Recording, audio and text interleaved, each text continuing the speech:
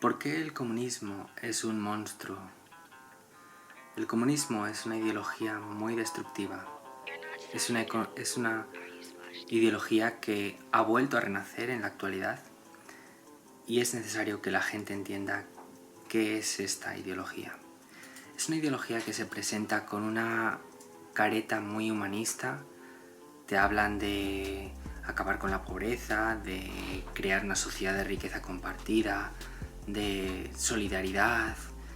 Hablan de cosas muy buenas, suena muy buenista, pero luego el plan y la idea que tienen para llevar a cabo ese ideal de sociedad de riqueza compartida es una idea totalmente equivocada y en contra de los principios de la realidad, de cómo funciona la realidad y de cómo hacer realmente la riqueza y de cómo realmente acabar con la pobreza.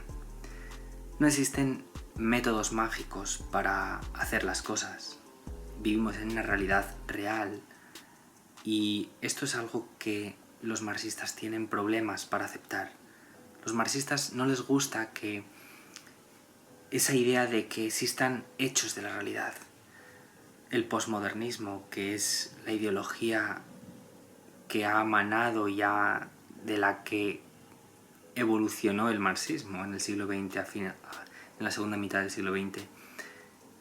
Para el posmodernismo, los hechos no existen, es decir, es la idea de que cualquier cosa es moldeable, que cualquier cosa se puede hacer, que cualquier cosa se puede cambiar, que cualquier cosa puede ser construida, que todo lo que pensamos es un constructo social, así es como piensan. No es así. Existen límites a lo que podemos hacer. Precisamente por eso hay cosas que no se pueden hacer y a medida que la ciencia avanza y la tecnología avanza, pues son más las cosas que podemos hacer, pero siempre hay límites. No existe una solución mágica a la pobreza, pero el plan que ellos tienen para los marxistas, los comunistas, el plan que ellos tienen es, según lo describía Karl Marx, y su idea es nacionalizar las industrias, es coger y que el Estado haga expropiaciones, que no permita la libertad económica, meter todo tipo de hacer que el Estado pueda expropiar.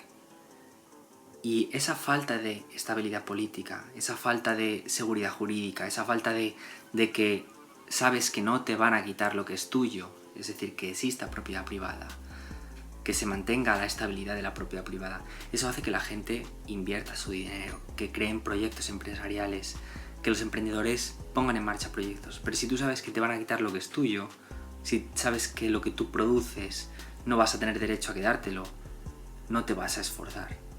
Eso es el derecho a que tú te quedes lo que tú produces, es la propiedad privada. Y cuando ellos meten esta ley donde el gobierno puede hacer expropiaciones, pues eso, aparte de que es injusto, la propiedad privada es una manifestación del derecho a la vida. Es decir, ¿puede una persona ejercer su derecho a la vida, su derecho a la libertad, si él ha conseguido fabricar algo y luego no tiene derecho a venderlo, a intercambiarlo por la cosa que él quiera? Si él ha creado una máquina y quiere cambiarla por no acepto menos de 1000 tomates y el Estado viene y dice no, tienes que aceptar 100 tomates, es decir, poder venderla al precio que tú quieras, pues es una injusticia porque tú lo has creado, tú tienes todo el derecho sobre esa cosa, porque ha sido tu ingenio, tu talento la que lo ha creado. Aparte de toda la rebeldía que surge por ese ataque que representa la libertad, que representa al derecho humano fundamental que está en la naturaleza y no necesitas que ese derecho esté escrito en ningún papel, es un derecho natural de nuestro corazón, la libertad, la propiedad privada. Pues no solo ataca eso, sino que la forma en cómo se produce la riqueza, la forma en cómo se crea la riqueza es por medio del libre mercado. ¿Y por qué el libre mercado? Con el libre mercado se crea riqueza. ¿Por qué no el estatismo? ¿Por qué no que el Estado nacionalice las industrias? Que los burócratas en el gobierno central le digan a las empresas cómo producir. Es decir, ¿qué es el libre mercado? El libre mercado es que las empresas tengan libertad para producir lo que quieran, que puedan producir lo que ellos vean que el mercado demanda y que tengan la libertad para decidir cómo producirlo. ¿Qué van cómo van a hacer las magdalenas? ¿Con harina, con más harina, con menos harina, con más azúcar, menos azúcar? Pues esas decisiones no digo que no tenga que haber un mínimo de regulación, siempre hay unas regulaciones, pero esas regulaciones tienen que ser un derivado del derecho a la vida.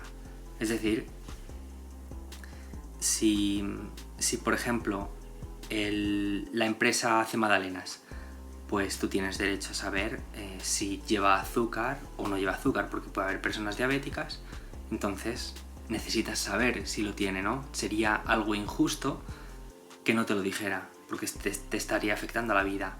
Entonces ahí sí que esa regulación va derivada de implementar el derecho a la vida de cada ser humano. Ese plan y esa idea que tienen los comunistas para alcanzar ese ideal comunista de sociedad de riqueza compartida es un desastre. Es la receta perfecta para la destrucción social, para la creación de la pobreza de manera masiva. Decir esto hoy no es una controversia, cualquiera que estudie economía lo sabe. Cualquier persona que se ponga a mirar los datos se dará cuenta de que Corea del Sur es rica y Corea del Norte es pobre. Se dará cuenta de que Berlín, cuando Berlín estaba en la época cuando la Unión Soviética se había quedado con parte de Alemania, el Berlín capitalista era rico y el Berlín soviético comunista era pobre.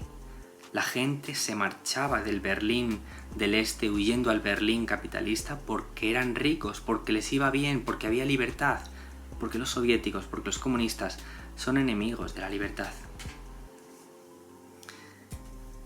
Los igualitaristas son enemigos de la libertad porque ellos no la valoran la libertad, ellos lo que valoran es ese ideal igualitario, ese ideal de que la gente tenga la comida, y ellos piensan que el ser humano es un ser inmoral que necesita estar domado, controlado, entonces necesitan eliminar la libertad, y todos los regímenes comunistas han hecho lo mismo.